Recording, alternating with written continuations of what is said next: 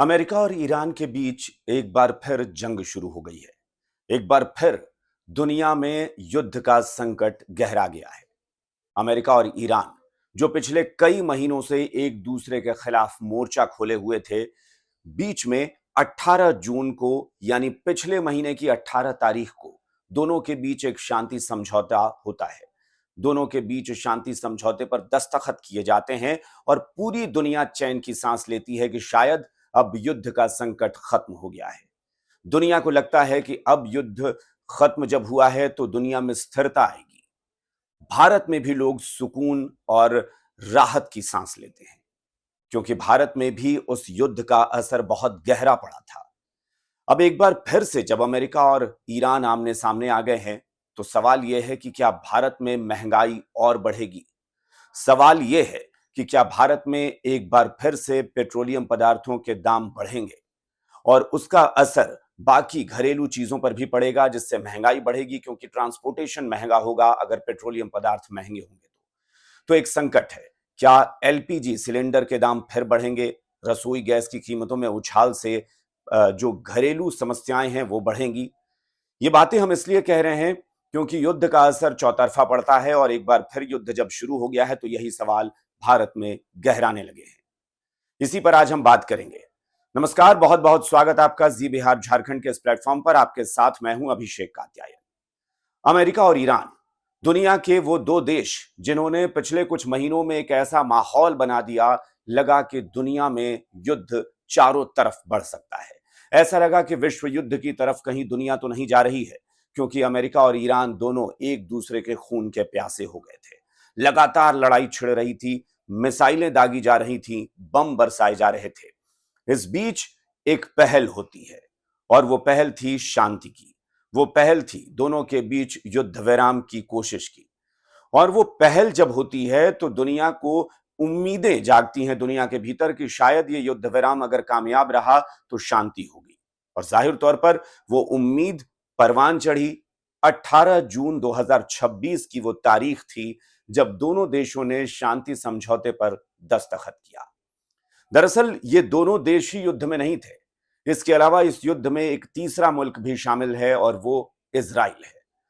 अभी जब शांति समझौता हुआ था अमेरिका और ईरान के बीच, तब इजराइल इस समझौते के खिलाफ था।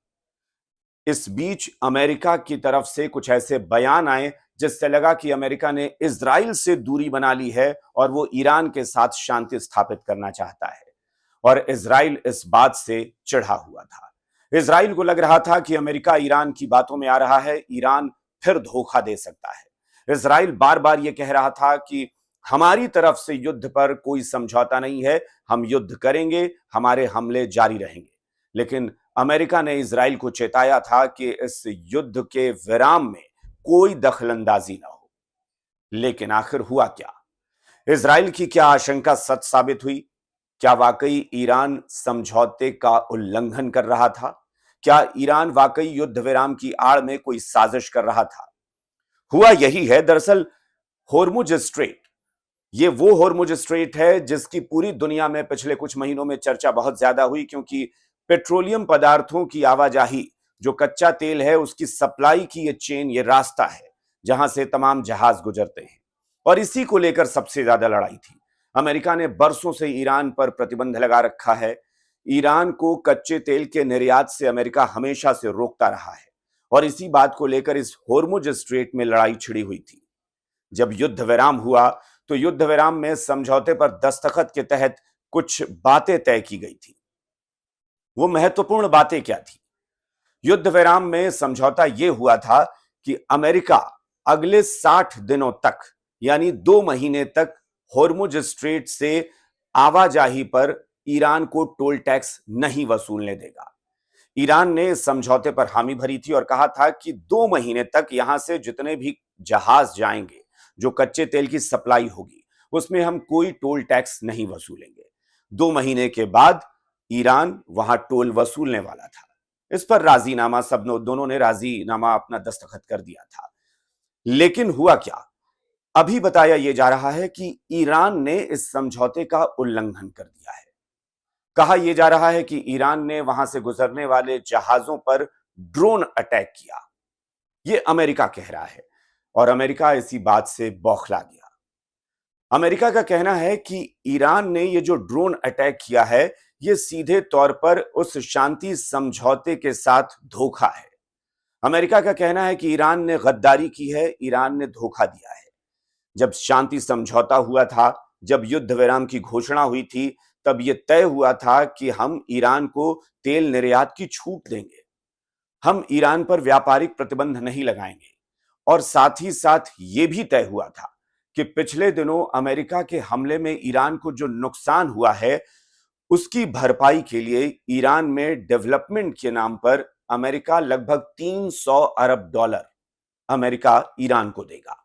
यह समझौते के तहत दस्तखत हुआ था इस पर। और अमेरिका कह रहा है कि जब हम इन सारे समझौतों पर राजी थे, हमने ईरान को निर्यात की छूट दे दी, हमने ईरान से प्रतिबंध हटा दिया, हमने ईरान को 300 अरब डॉलर की मदद देने की बात कह दी, फिर ईरान ने धोखा क्यों किया? अमेरिका यह कह रहा है कि ईरान ने जो ड्रोन अटैक किया है, उसके बाद यह शांति समझौता का कोई मतलब नहीं रह गया है, यह शांति समझौता खत्म हो गया है। और आनन फानन में अमेरिका ने भी बदले की ठानी है और एक साथ ईरान के 80 सैन्य ठिकानों पर 80 सैन्य ठिकानों पर अमेरिका ने हमला बोल दिया है। ईरान भी उसके बाद और आक्रामक हो गया। ईरान ने कुवैत और बहरीन, उन दो देशों में अमेरिका के ठिकाने पर हमला बोल दिया है। अब इसके बाद जाहिर तौर पर युद्ध विराम खत्म हो चुका है, शांति समझौता स्थगित हो गया है और डोनाल्ड ट्रंप, ईरान के राष्ट्रपति, उन्होंने साफ कह दिया है कि अब महायुद्ध शुरू हो चुका है। उन्होंने कहा है कि महायुद्ध 2.0 की शुरुआत हो गई है, अब ईरान को इसका खामियाजा भुगतना पड़ेगा। लेकिन इसमें सबसे ज्यादा खुश कौन है? इसमें सबसे ज्यादा खुश अगर कोई देश है तो वो है इजराइल। इजराइल कभी नहीं चाहता था कि अमेरिका और ईरान के बीच कोई समझौता हो। इजराइल कभी नहीं चाहता था कि अमेरिका और ईरान के बीच शांति समझौते पर दस्तखत हो। तो इजराइल जाहिर तौर पर इस लड़ाई को हमेशा से और बढ़ाना चाहता था और इसीलिए इजराइल अभी फिर से बहुत खुश है। इजराइल को लगता है कि आखिरकार हमारी बात सच साबित हुई। तो इजराइल पहले से ही हमलावर था और अब अमेरिका ने भी ईरान पर हमला कर दिया है, लेकिन इसका असर दुनिया में बहुत ज्यादा पड़ने वाला है क्योंकि कच्चे तेल की कीमत अचानक से बहुत ज्यादा बढ़ गई है। पूरी दुनिया में अगर कच्चे तेल की कीमत बढ़ेगी तो पेट्रोल और डीजल के दाम भी बेतहाशा बढ़ने की आशंका गहरा गई है। लेकिन भारत पर इसका जो तात्कालिक असर पड़ा है, यानी तुरंत जो प्रभाव पड़ा है, वो क्या है? भारत के शेयर बाजार पर इसका सीधा असर पड़ा है और शेयर बाजार धड़ाम हो चुका है। शेयर बाजार गिरा है और जब सेंसेक्स गिरा है तो जाहिर तौर पर तमाम कंपनियों के शेयर के भाव गिरे हैं। यहां पर इसका बड़ा नुकसान यह होता है कि जो निवेशक होते हैं उनका बहुत बड़ा नुकसान होता है। देश में लाखों करोड़ रुपए निवेशकों के डूब गए हैं। लेकिन क्या यह सिर्फ एक दिन का असर है या फिर इसका असर अभी और होने वाला है? यह बहुत बड़ा सवाल है और इसका जवाब अभी तत्काल देना बहुत मुश्किल है। लेकिन एक्सपर्ट्स ये कह रहे हैं कि अगर एक बार फिर से अमेरिका और ईरान के बीच ये युद्ध खिंचता है, लंबा चलता है, तो एक बार फिर शेयर बाजार की हालत पतली होगी, एक बार फिर निवेशकों के लाखों करोड़ रुपए डूबेंगे और इसका और बड़ा असर यह पड़ेगा कि पेट्रोलियम पदार्थों के दाम बढ़ेंगे कच्चे तेल की कीमत की वजह से। एलपीजी सिलेंडर के दाम जो हैं वो महंगे होंगे, जिसका असर किचन पर पड़ेगा, यानी घर की जो आर्थिक स्थिति है, परिवारों की जो आर्थिक स्थिति है, उस पर इसका बहुत गहरा असर पड़ेगा। तो जाहिर तौर पर परिवार पर तो इसका असर पड़ेगा क्योंकि लोगों की जेबें ढीली होंगी, कीमतें बढ़ेंगी, बाकी सामानों की कीमत भी बढ़ेगी क्योंकि ट्रांसपोर्टेशन महंगा होगा। एक बार फिर से हम बताते हैं कि अमेरिका और ईरान के बीच जो समझौता हुआ था उसमें क्या डील हुई थी। अमेरिका ने जो एक अपनी निगरानी बिठा रखी थी ईरान के ऊपर, यानी जो उसके समुद्री मार्ग थे, होर्मुज स्ट्रेट थे, वहां पर नाकेबंदी थी अमेरिका की। अमेरिका ईरान को किसी भी तरह की छूट नहीं दे रहा था, तमाम तरह के प्रतिबंध लगा चुका था। लेकिन जो डील हुई थी, जो समझौता हुआ था, उसमें यह भी हुआ था कि अमेरिका अपनी निगरानी जो है हटा लेगा।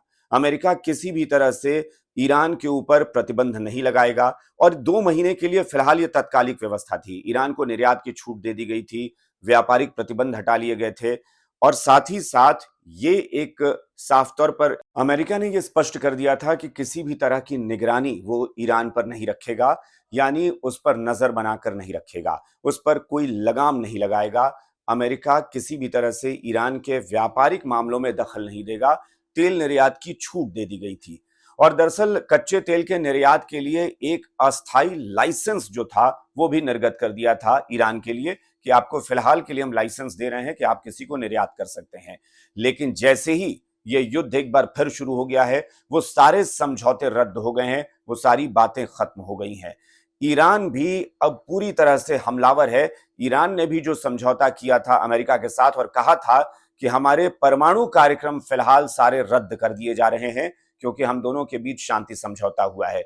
इसका यह भी मतलब है कि अगर ये युद्ध विराम खत्म हुआ है तो ईरान एक बार फिर से अपने परमाणु कार्यक्रम को शुरू कर सकता है और यही परमाणु कार्यक्रम है जिसको लेकर अमेरिका सबसे ज्यादा आशंकित रहता है।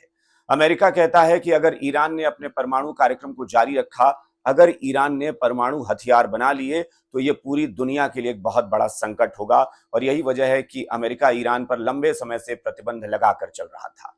लेकिन अब देखना यह होगा कि यह शांति समझौता जो भंग हुआ है इसका वाकई में क्या असर पड़ता है।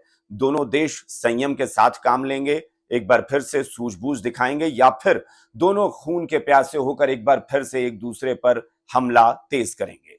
और अगर ऐसा होता है तो ईरान किसी भी प्रतिबंध को अब मानने को तैयार या बाध्य नहीं होगा और अमेरिका भी ईरान पर हर तरह के प्रतिबंध फिर से लगाने का प्रयास करेगा।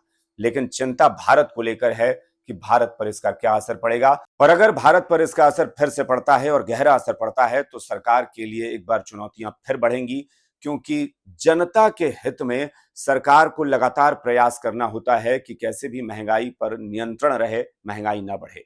लेकिन अगर अंतर्राष्ट्रीय मामला है, अगर अंतर्राष्ट्रीय स्तर पर कोई चीज खराब होगी, अगर अंतर्राष्ट्रीय स्तर पर शांति समझौता भंग होगा तो जाहिर तौर पर इसका खामियाजा दुनिया के तमाम देशों को भुगतना पड़ेगा। ऐसे में जाहिर तौर पर लोगों की उम्मीदें हैं कि अमेरिका और ईरान एक बार फिर से शांति समझौते पर कायम हो जाएं और फिर से युद्ध विराम की घोषणा करें। इंतजार करते हैं और देखते हैं कि युद्ध लंबा खिंचता है या फिर जल्द ही युद्ध समाप्त होता है। फिलहाल इस वीडियो में इतना ही। बने रहिए जी बिहार झारखंड।